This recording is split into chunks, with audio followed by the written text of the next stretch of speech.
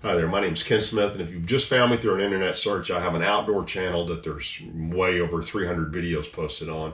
But this is my 35th year. 2024 is my 35th year in the financial services industry. So what I have tried to do on a few videos, and I've recorded several we're going to post over the next several weeks, but is kind of peel back the technical side of some products and some ideas in investing and in insurance and help you understand them better. So thanks for tuning in. If you're here, if it's first time, welcome. If you're a regular follower on my outdoor channel, welcome as well. So this video comes from actually from my preacher. So I go to First United Methodist Church in Richardson here in Richardson, Texas, oddly, Richardson. And our pastor is a guy named Clayton Oliphant. Very entertaining, very good preacher, but he's also very entertaining. Big Cowboys fan, so today's a big day. I'm recording this today, the day we play the Green Bay Packers. It's 14 degrees outside. So, but Clayton was talking about prayer requests in a sermon actually 3 or 4 weeks ago.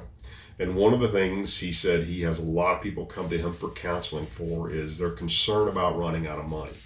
And that really hit home with me personally because I've got, just in the last several weeks, I've had 3 or 4 people reach out to me either through their financial advisor. So I am a pretty narrow focus. I stay in the insurance space and I get a lot of referrals from financial advisors. And then we do some annuity work as well, although we're not huge annuity fans. And if you've watched some of my old videos, you'll see that annuities fit in a very narrow fact trail. And I'm going to help you today see one of those fact trails where we think it works and then one where we don't think it works at all. So I would say we are generally not fans of annuities. We at Refined Strategies, but in the right space, they work better than probably any other financial instrument. So you got to find that right fact trail, that right space. But anyway, Clayton was talking about, people running out of money or being concerned about running out of money. And I've had several come to me recently through financial advisors with that concern. And for most of them, this didn't work, just the way it is. But it made me want to do this video to share some ideas with you guys and talk a little bit more about, talk about some general financial concepts. So let's start there first. So we just said, what if I had $500,000 and I wanted to take 8% per year out of it? So 8% of $500,000 is $40,000 a year. What if I wanted to take that? Would I ever run out of money? And the answer is a solid maybe, by the way. So this is taking $500,000 and starting, let me say it another way, retiring on that far blue line on January the 1st of 1994. And you see, if you'd started right then pulling $40,000 a year with the actual returns from the S&P 500 index, that at the end of 2023, you'd have over $2 million. You would not have run out of money. If you if you had retired January 1st of 1995, in fact, you would have almost looks like about $2.6 million. And what happened there is you have nice bull market runs. Bull market is a positive market. A bear market is a negative market.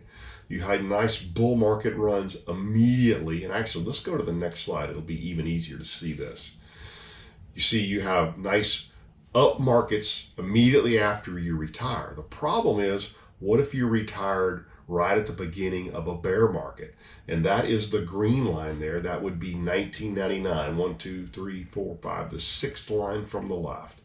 And what you see is you start out with $500,000, but really, really quickly, you completely run out of money. By the way, the difference between that first slide and the second slide, the first slide, we go into negatives. This is the real world right here where you just flat run out of money. So again, there's your averages, right? There's your best case scenario. You retire in January of 95, and in 30 years, you have a $2.6 million balance. And there's your worst case scenario. You retired in 2000, and in 10 years, pulling just $40,000 a year, you run out of money. Wait a minute, Ken, $40,000 times 10 years is only $400,000. What you got to remember is you are having negative returns on the remainder of your portfolio. Year one, you had 500, you pulled 40 out, you got 460 left, but you lost money on that portfolio that next year or that year and the next year, and you run out of money. So therein lies our challenge, right? If we retire at the right time and we get the right series of returns, we got no problems. Our portfolios can actually grow. The problem is most of us, I can speak from experience here. As you get older, you become generally more conservative. And you also understand that if that happened to you, if you retired in 1990, which people did, there is no fixing that, right? That market tanks on you like that. If you're having to spend that money, it's unrecoverable.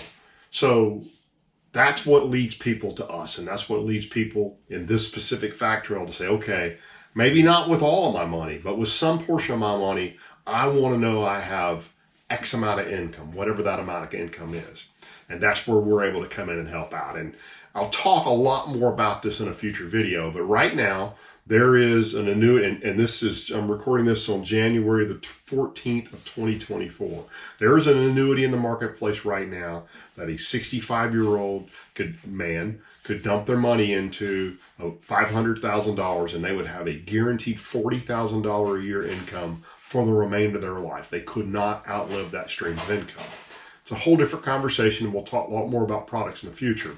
But the question then is, so there's a product out there that might work, but will it work? And the answer to that lies in the source of the money. So let's talk a little bit more about sources of the money and the taxation, because that's the important part on those different sources of money. Okay, are annuities a possible solution? So at a high level, there's 3 sources of money, or 3 places you can pull money to put them into an annuity. The first one is just from your brokerage account, just money you've saved over the years, money you inherited, just money that's sitting in a taxable account, might be in a CD. We're going to refer to that as non-qualified money, meaning it's not in a qualified retirement plan. And generally speaking, it doesn't make sense to pull regular savings away from your broker or out of a banking account from your banker and put it into an annuity. And the reason for that is taxation. So all money, all gain flowing out of an annuity is considered ordinary income. And therefore it's taxed at ordinary income tax rates, which is the highest for most of us, is the highest tax rate you can have on savings. Your preference is always to have 0, but your preference is to always have a long-term capital gains tax treatment on it for as much as you can. And there's no way to do that with an annuity.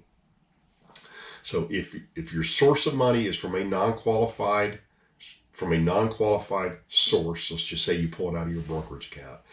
If you buy an annuity and that annuity then grows, or if you just buy an immediate annuity and they immediately start paying you, that's called annuitization. So annuitization simply means you take a guaranteed sum of money on periodic payments, either for the rest of your life or some period certain. So, for example, I just did one for a really good friend the other day. We bought an annuity that will pay her an income for the rest of her life with a 10-year period certain, meaning if she lives less than 10 years, the monthly payments will be paid to her heirs. But once she lives beyond 10 years, there's no additional benefit. Now, she could have done a life only, where if she died in year 1, the money went away and she'd have got a higher payout, but she wanted to make sure that her family got some of this money if she died within the first 10 years. And if it's after the 10th year, she doesn't care, because she's recovered most, if not all, of what she put in the annuity initially anyway.